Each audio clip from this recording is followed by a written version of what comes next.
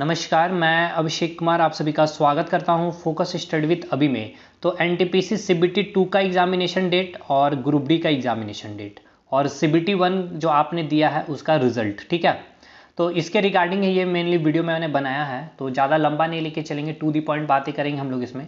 देखिए, सबसे पहले अगर बात कर ले कि आपका जो ग्रुप डी का एग्जामिनेशन है और जो सीबीटी 2 का जो पेपर होने वाला मेंस का, इन दोनों में से अगर सबसे पहले एग्जामिनेशन की अगर हम लोग बात कर ले तो आप मतलब कि देखिए, कोई ऑफिशियल नोटिफिकेशन तो नहीं आया हुआ, लेकिन हाँ मैं आप अपने जो एक होता है ना कि एक्सपेक्ट करना, तो मुझे जहाँ तक लगता है कि आपका जो है सीबीटी 2 का पेपर पहले हो जाएगा, ठीक है। क्योंकि देखिए, अब जो है मेंस का पेपर इनको लेना है और ऑलमोस्ट जहाँ तक रेलवे का मतलब अगर बात कर ले, थोड़ा सा एक्टिविटी देखने के बाद लग रहा है कि वो एनटीपीसी को लेकर के थोड़ा सा सीरियस हुई है, ठीक।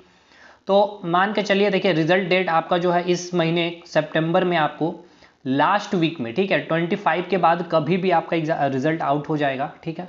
रिजल्ट आउट होने के बाद आपको मात्र केवल और केवल 1 महीने का टाइम मिलेगा, ठीक है। तो आप मान के चलिए नवंबर में आपका जो है पेपर सीबीटी 2 का पेपर हो जाएगा। सीबीटी 2 का जो पेपर का जो एग्जामिनेशन डेट है नवंबर में, रिजल्ट लास्ट ऑफ सितंबर, और बहुत अधिक अगर लेट होता है सीबीटी 1 का रिजल्ट देने में तो अक्टूबर के फर्स्ट वीक में, ठीक है। अक्टूबर के फर्स्ट वीक में अगर रिजल्ट देगी तो फिर नवंबर के मिड में आप जाकर के 15 नवंबर 14 नवंबर के आसपास में आपका एग्जामिनेशन डेट ले लिया जाएगा, ठीक है। क्योंकि देखिए, ज़्यादा बिल्कुल टाइम नहीं दिया जाएगा और ऑलमोस्ट केवल 7 लाख कैंडिडेट को इनको पेपर ही लेना है, तो इनको ज़्यादा टाइम लगेगा नहीं।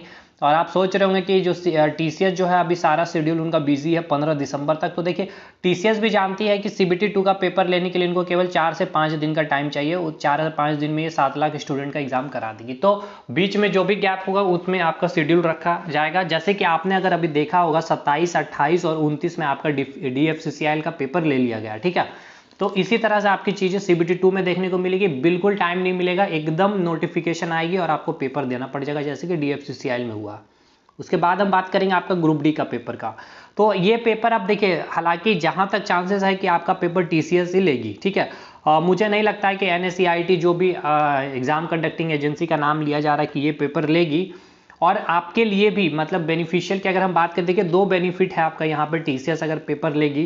पहली चीज़ तो ये कि देखिए चोरी होने की संभावनाएं बिल्कुल कम हो जाएगी। देखिए, जब इतना लेट हुआ है तो और 2-3 महीने का लेट सह लीजिए, क्योंकि देखिए अब ऐसा तो नहीं है कि पेपर होगा नहीं, पेपर तो होगा ही। और अब दिसंबर में एकदम फिक्स है कि यहाँ पे अगर कोई दूसरी अगर एजेंसी नहीं लेती है तो टीसीएस आपका पेपर कंडक्ट कराएगी। और मुझे अगर मेरी राय लीजिए तो अच्छा है टीसीएस ही पेपर कंडक्ट कराए। दूसरा बेनिफिट मैं आपको बता दूं कि जो पैटर्न जो आपको अभी तक आप इतने मतलब कि पहले आपने दिया होगा, एलपी का पेपर दिया होगा, ग्रुप डी का पेपर 2018 में जो वो दिया होगा, जेई का पेपर दिया होगा, उसके बाद अभी एनटीपीसी सीबीटी 1 का पेपर दिया, तो आपने बहुत बखूबी से टीसीएस को पहचान लिया है, उनके पैटर्न को पहचान लिया है, आपने प्रैक्टिस भी पैटर्न को लेकर के किया टीसीएस को। उससे होगा क्या ना कि अभी जो अगर टीसीएस लेगी तो आपके लिए कुछ भी नया चीज़ें या कोई भी बदलाव देखने को नहीं मिलेगा।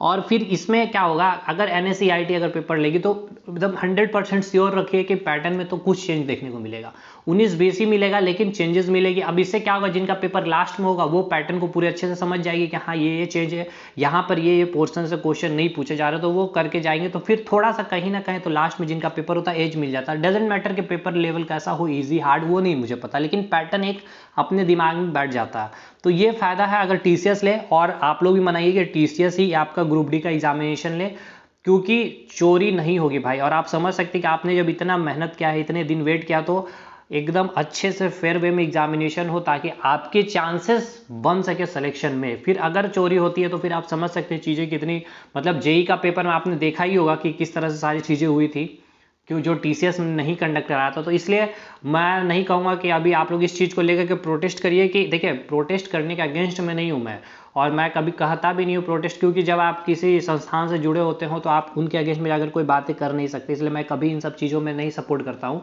ये मेरा काम यहाँ पे एजुकेशन देना, कंटेंट को देना, मैं वही करता हूँ। बट मैं ये कहूँगा कि हाँ, कोशिश करिए कि टीसीएस से ही आपका पेपर कंडक्ट करवाए, तो वो ज़्यादा अच्छा। अब डिले हो रहा तो हो रहा, अब इसमें आप कुछ कर भी नहीं सकते।